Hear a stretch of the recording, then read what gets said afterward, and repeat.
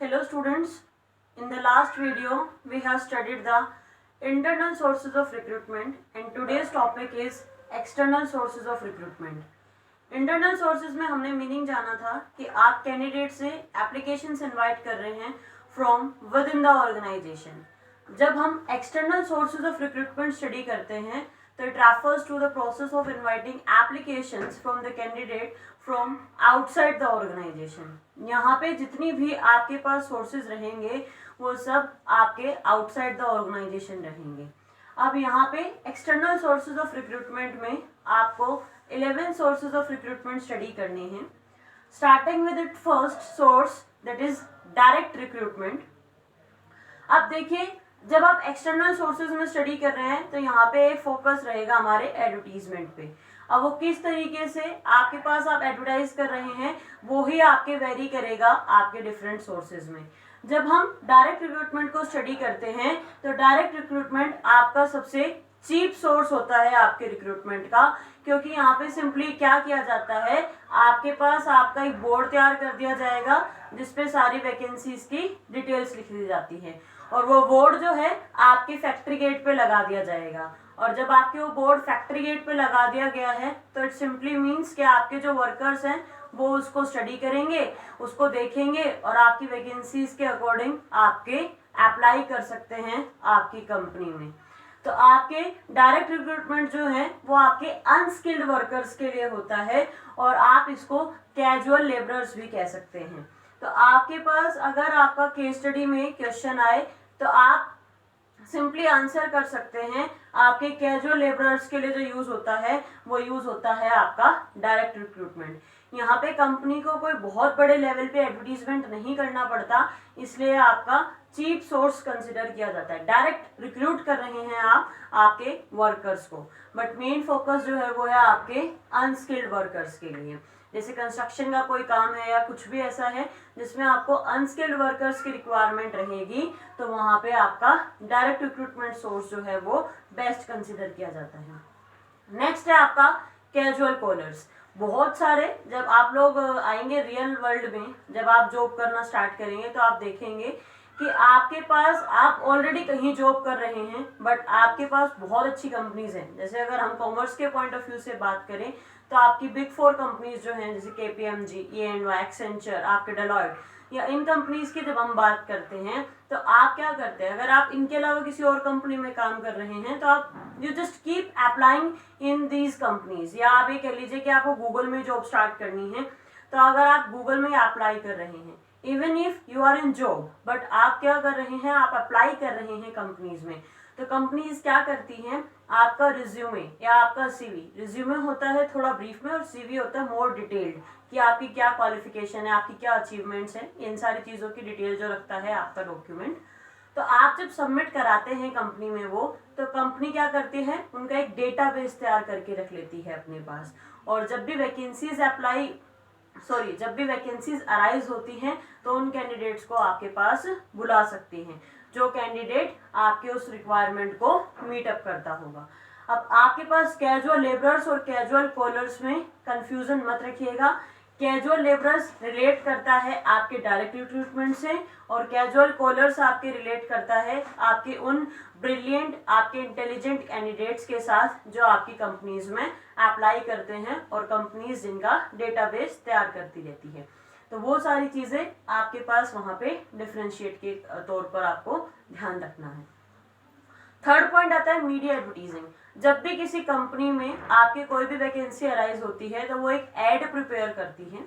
उस एड में name of the post, number of vacancies, possible salaries, आपकी और कोई एजुकेशनल क्वालिफिकेशन रिक्वायर्ड है, कोई फर्दर डिटेल्स नीडेड है, वो सारा मेंशन करने के बाद आप television, radio, magazines, newspaper, as the name itself specify, media advertising, आप एडवर्टाइजमेंट कर रहे हैं आपकी कंपनी में जो पोस्ट वैकेंट है उसके लिए through using the various media sources.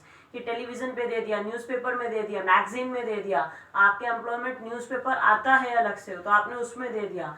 तो वो सारी जो चीज़ें हैं जब आप वहाँ पे एडवर्टीजमेंट करते हैं तो वो आपका कहलाता है आपका मीडिया एडवर्टीजिंग. अब यहाँ मीडिया एडवर्टीजिंग में क्या होता है, इसका एक मेन ड्रॉबैक क्या होता है, आप जब इतनी जगह अपना एडवर्टीजमेंट देते हैं तो आपके पास अननेसेसरी एप्लीकेशंस भी आ जाती हैं, फिर आपको उनको स्क्रूटिनी करना होता है, तो वहाँ थोड़ा सा आपका टाइम आपका वेस्ट होता है। बट आपके पास आप एक अच्छे कैंडिडेट को यहाँ से चूज कर सकते हैं। और फोर्थ आपके पास जो आपका सोर्स आता है वो है आपके पास आपका एम्प्लॉयमेंट एक्सचेंज। ये हर डिस्ट्रिक्ट में आपको मिलेगा। आपका ये जो एम्प्लॉयमेंट एक्सचेंज है ये आपकी गवर्नमेंट सेटअप करती है, आपके खुद के होम टाउन में भी है, कोर्ट में जाकर के इसका ऑफिस है। अब वहाँ पे होता क्या है, कैंडिडेट को खुद को रजिस्टर्ड करवाना होता है वहाँ पे जाकर के क्वालिफिकेशन के अकॉर्डिंग, ग्रेजुएशन पोस्ट ग्रेजुएशन के अकॉर्डिंग, और वो सारी डिटेल्स अपनी वहाँ पे रजिस्टर्ड करवाता है। और आपकी चाहे प्राइवेट कंपनीज में, चाहे आपकी गवर्नमेंट कंपनीज में या आपके गवर्नमेंट ऑर्गेनाइजेशंस में, जब भी कोई वैकेंसीज अराइज होती हैं तो आपके पास जो आपका एम्प्लॉयमेंट एक्सचेंज का ऑफिसर होता है वो कंपनी के डेटाबेस के अकॉर्डिंग जो रिक्वायरमेंट आई है और आपके एम्प्लॉयमेंट एक्सचेंज में जो डेटा है उन दोनों को मैच करते हुए आपके पास कैंडिडेट्स के नाम सेलेक्ट करके फर्दर प्रोसेस के लिए कंपनी के पास भेज देता है। ये आपके यहाँ ना आपके होम टाउन में भी है और आपके वो कोर्ट में ऑफिस है उसका, और आप वहां जाकर के रजिस्टर्ड करा सकते हैं जब आपको जरूरत होगी तब। नेक्स्ट आता है प्लेसमेंट एजेंसीज। ये प्राइवेट इंडिविजुअल्स रन करते हैं, ये अपनी फीस चार्ज करते हैं। अब काम करेंगे अगर हम किसी के लिए तो ऑब्वियस सी बात है हम उससे फीस या कमीशन तो लेंगे ही लेंगे कि हमने तुम्हारा काम किया है। तो अब ये क्या करते हैं, ये आपके पास ऐसी प्राइवेट इंडिविजुअल्स का ग्रुप है जो रन कर रहा है, जो कंपनी की डिमांड को मैचअप करने का काम करता है, यानी कि डिमांड एंड सप्लाई आपके पास इक्विलिब्रियम में डालने का ये लोग काम करते हैं। जब भी कंपनी में कोई वैकेंसी अराइज होती है तो कंपनी इनको कांटेक्ट करती है और इनके साथ कैंडिडेट्स ने खुद को रजिस्टर्ड कराया होता है। तो एक तरफ कंपनी की रिक्वायरमेंट और दूसरी तरफ आपके कैंडिडेट्स का जो भी आपका सीवी रिज्यूमे सबमिटेड है उसके अकॉर्डिंग ये मैच करते हैं। अगर आप गुड़गांव में जाएंगे, starting from the railway station and till bus stand आपको बहुत सारे ऐसे ऑफिसेज देखने को मिल जाएंगे जो आपके पास प्लेसमेंट एजेंसीज का रोल प्ले करते हैं, जो कंपनी की नीड्स को फुलफिल करने में आपके हेल्प करते हैं। कंपनी को जब भी आपके पास हाई मीडियम लेवल लोगों की रिक्वायरमेंट रहती है तो आपके यहाँ पे कंपनीज जो हैं वो आपके प्लेसमेंट एजेंसीज को कांटेक्ट करके आपके पास अच्छे कैंडिडेट्स को सेलेक्ट करने के लिए आपके पास अपॉर्चुनिटीज जो है वो अवेल कर सकती है। 6 पॉइंट आता है मैनेजमेंट कंसल्टेंट्स और हेड हंटर्स। देखिए इन दोनों में क्या डिफरेंस है वो मैं आपको समझाऊंगी, बट मैनेजमेंट कंसल्टेंट और head hunters as the name itself specifies placement agencies की तरह ही कमीशन फीस के बिहाफ पे काम करेगा, बट नाम से क्लियर है हेड हंटर्स। तो ये आपके टॉप ऑफिसर्स को जो आपके पास मैनेजरियल पोस्ट है उनको फिल करने में आपके काम करता है। तो आपके पास मैनेजमेंट कंसल्टेंट और हेड हंटर्स या आपकी प्लेसमेंट एजेंसीज में क्या डिफरेंस होता है, बेसिकली प्लेसमेंट एजेंसीज अपना ऐड देते हैं कि आप आइए और हम आपको जॉब दिलवा सकते हैं, बट मैनेजमेंट कंसल्टेंट और हेड हंटर्स जो हैं आपके ऐड नहीं देते हैं, बल्कि वो ऐसे कैंडिडेट्स के कॉन्टेक्ट में रहते हैं, ऐसे कैंडिडेट्स जो कहीं और काम कर रहे हैं ऑलरेडी, बट जब किसी कंपनी में रिक्वायरमेंट है तो वो उन कैंडिडेट्स को अप्रोच कर सकते हैं कि इस पर्टिकुलर कंपनी में भी रिक्वायरमेंट है तो आप यहाँ पे आकर के भी ट्राई कर सकते हैं। तो आपके पास प्लेसमेंट एजेंसीज ऐड देते हैं बट मैनेजमेंट कंसल्टेंट्स ऐड नहीं देते हैं, वो बल्कि ऐसे कैंडिडेट्स के कॉन्टेक्ट में रहते हैं। अब अल्टीमेटली दोनों काम कर रहे हैं जॉब के पॉइंट ऑफ व्यू से, तो आपके पास एक कमीशन या आपके पास फीस तो ये चार्ज करेंगे ही करेंगे अपने काम के लिए, तो वो यहाँ पे आपको चीजें थोड़ी सी ध्यान रखनी है। 7th आता है रिकमेंडेशंस। कई बार आप कहते हो मेरे को तो इस पर्टिकुलर बंदे ने यहाँ पे रेकमेंड किया था। सपोज कीजिए मैं किसी कंपनी में काम कर रही हूँ और वहाँ पे कोई पोस्ट वैकेंट है। अब मेरा कजन, मेरा सिस्टर या मेरे फ्रेंड्स अगर आपकी जॉब की सर्च में हैं और मैं उनका नाम रेफर कर दूं मेरी कंपनी में, तो वो क्या कहलाएगा, रिकमेंडेशन।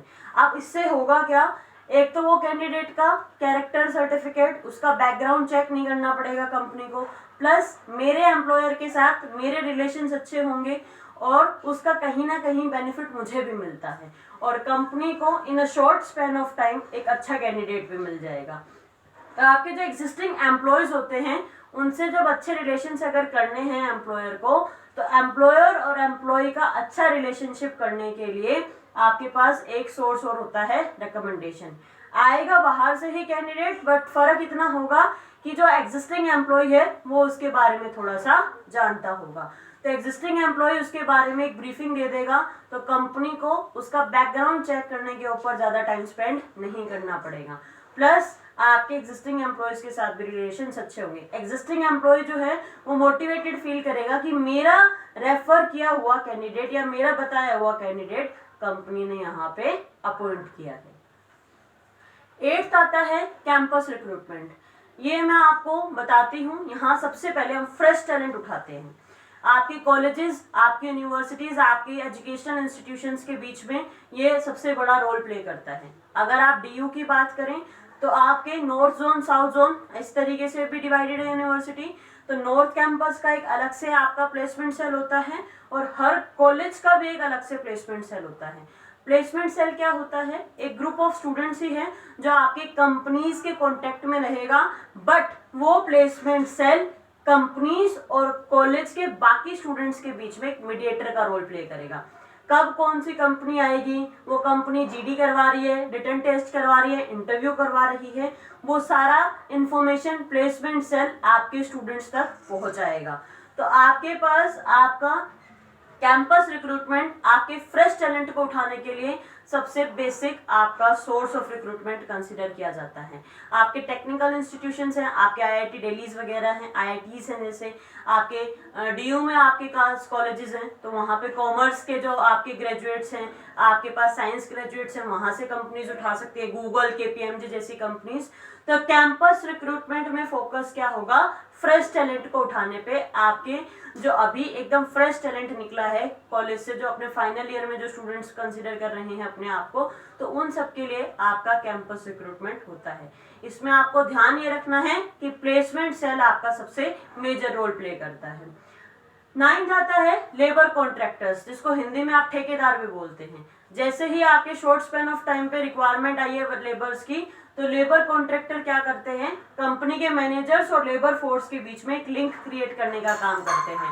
आपको जब भी लेबर फोर्स की रिक्वायरमेंट होगी तो आपको सिंपली लेबर कॉन्ट्रैक्टर को एक कॉन्टैक्ट इस्टेब्लिश करना है और वो आपको क्वालिटी लेबर्स आपके लिए अवेलेबल करवाएगा। 10th आता है टेलीकास्टिंग। देखिए, मीडिया एडवर्टाइजिंग और टेलीकास्टिंग में डिफरेंस समझिएगा। मीडिया एडवर्टाइजिंग में हम सारे मीडिया काउंट कर रहे हैं, न्यूज़पेपर, मैगजीन्स, न्यूज, आपके पास टेलीविजन। बट टेलीकास्टिंग में सिर्फ और सिर्फ आपका जो कंसिडर किया जाएगा वो रहेगा आपके पास आपका टेलीविजन। जैसे आप अपने लोकल केबल चैनल जो आते हैं जिसमें मूवीज वगैरह, गाने वगैरह आते हैं, आपके सॉन्ग्स आते हैं, नीचे आपके वैकेंसीज के बारे में चलता रहता है। आवश्यकता है स्वीपर्स की, आवश्यकता है टीचर्स की, आवश्यकता है कंप्यूटर ऑपरेटर की। तो जब हम सिर्फ टीवी पे टेलीकास्ट कराएंगे, टीवी पे आपके पास ऐड देते हैं, वो कहलाता है आपका टेलीकास्टिंग। वेब पब्लिशिंग, नाम से क्लियर है, वेब पब्लिशिंग, जहां पे फोकस है आपका इंटरनेट पे कि आपके कैंडिडेट्स ने क्या किया हुआ है, अपना रिज्यूमे एक पर्टिकुलर साइट पे अपलोड कर दिया है और वहां से अब कंपनीज वो सीवी, वो रिज्यूमे आपके एक्सेस करेंगी और कैंडिडेट्स को उनकी रिक्वायरमेंट के अकॉर्डिंग कॉल करती हैं। कुछ साइट्स आपके सामने हैं, www.naukri.com, www.jobstrip.com, और आज के टाइम में आपका indeedjob.com बहुत चल रहा है। तो आपका मेन जो फोकस रहा है, फेमस साइट जो रही है, वो है एक आपका www.naukri.com, बहुत पुरानी साइट है और एक्चुअली में आपके पास ये वेब पब्लिशिंग एक अच्छा सोर्स है आज के टाइम में। तो एक्सटर्नल सोर्सेज ऑफ रिक्रूटमेंट को जब हम स्टडी करते हैं तो आपने 11 सोर्सेज यहाँ पे स्टडी किए हैं। यहाँ से केस स्टडीज आएंगी, आपको वो केस स्टडीज में हिंट देंगे और आपको सोर्स आइडेंटिफाई करना होगा कि कौन से एक्सटर्नल सोर्स ऑफ रिक्रूटमेंट की वहां पे बात की गई है। डायरेक्ट अनस्किल्ड पे फोकस करता है। कैजुअल कॉलर्स में आपके लो कैंडिडेट्स जो हैं वो खुद जाकर के कंपनीज में सीवी जमा करवाते हैं। मीडिया एडवर्टाइजिंग में डिफरेंट मीडिया यूज हो रहा है। एम्प्लॉयमेंट एक्सचेंज गवर्नमेंट के थ्रू रन होता है।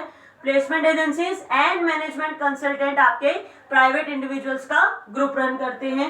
रिकमेंडेशन एग्जिस्टिंग एम्प्लॉयज के लिए होता है। कैंपस रिक्रूटमेंट आपके फ्रेश टैलेंट को उठाने के लिए है। Labour contractors link between managers and labour force है। टेलीकास्टिंग में टीवी के ऊपर फोकस है एंड वेब पब्लिशिंग में इंटरनेट के ऊपर फोकस होगा। This is all for today. Next में हम करेंगे मेरिट्स एंड डीमेरिट्स। तब तक के लिए stay home, stay safe, thank you.